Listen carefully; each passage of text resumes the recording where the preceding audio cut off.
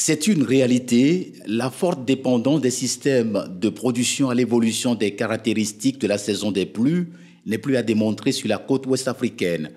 Des caractéristiques qui impactent particulièrement la production agropastorale, donc la sécurité alimentaire des populations. Une situation qui préoccupe les experts météorologues, hydrologues et climatologues qui se sont retrouvés à Lomé à travers un forum régional de prévision saisonnière. Des experts qui ont décidé de rechercher des solutions. Celle qui est la plus adaptée reste la prévision saisonnière climatique, considérée comme l'une des meilleures stratégies d'adaptation aux variabilités et aux changements climatiques. Elle permet de faire la prévision des saisons et proposer des pistes de solutions pour contenir les conséquences. La situation en termes donc de pluie et de climat dans la région du Golfe de Guinée, auquel on s'attend, donc pourrait être une situation normale en termes de cumul de pluie. Donc pour les périodes de mars, avril, mai et les périodes donc d'avril, mai, juin. Donc on s'attend à une situation de pluie normale dans la région. Le climat donc est particulièrement donc un climat soudanien, donc où les quantités de pluie donc sont assez importantes donc que par rapport donc à la zone du Sahel. Il est donc clair que pour l'année 2023, le risque des prévisions est moindre. Cependant, il est important de s'assurer de ses conséquences sur la production agricole. À l'issue de ce processus de prévision, il ressort deux grandes tendances. Nous attendons à des écoulements excédentaires, c'est-à-dire supérieurs à la moyenne sur la référence donc 91-2020, sur toute la partie est de la zone des bassins côtiers de la zone du Golfe de Guinée, et des écoulements inférieurs à la moyenne des références, c'est-à-dire des écoulements déficitaires sur la partie ouest. Donc ça, c'est la configuration générale qui ressort. Toutefois, il y a des disparités au niveau d'un certain nombre de sous-bassins. L'objectif de ces prévisions reste le même. Mieux préparer les producteurs agricoles à prendre les dispositions pour éviter les risques et optimiser leur rendement.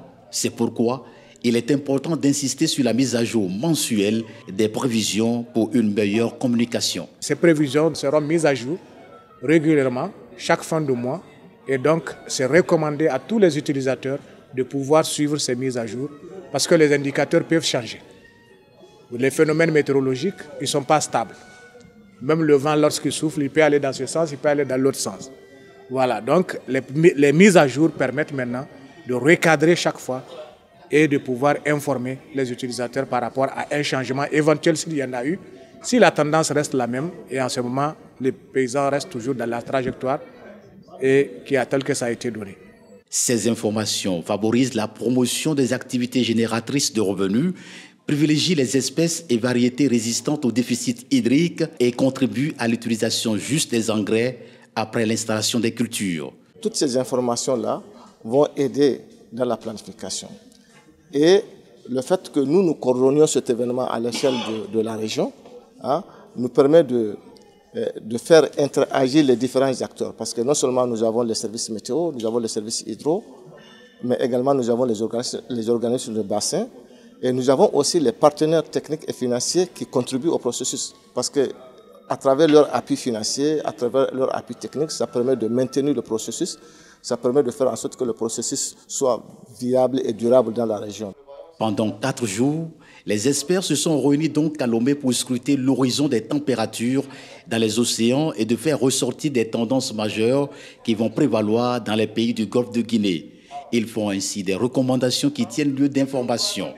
Il est question de prévoir des mécanismes pour résorber les déficits de production envisageables dans les zones exposées aux séquences sèches et à l'arrêt précoce de la saison des pluies. Aujourd'hui, pouvoir donner les informations au début de la campagne, c'est une très bonne chose pour nous.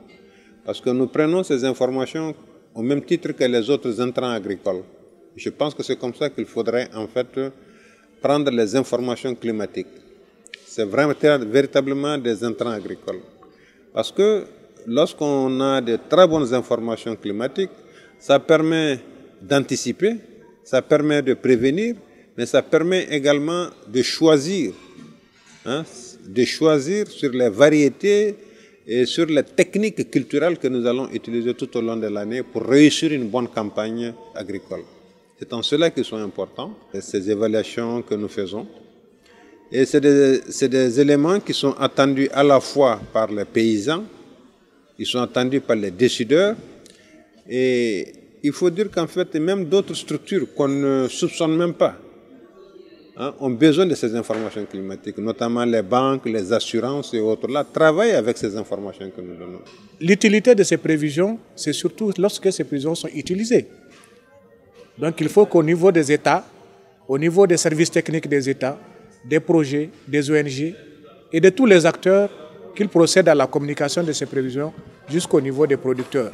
C'est eux qui vont maintenant opérer les changements pour mieux profiter de ces prévisions et optimiser leur production agricole. Le Forum régional des prévisions saisonnières des caractéristiques agro-hydroclimatiques de la grande saison des pluies dans les pays du Golfe du Guinée est organisé par le Centre régional Agrimet et le Centre africain pour les applications de la météorologie au développement ACMAD.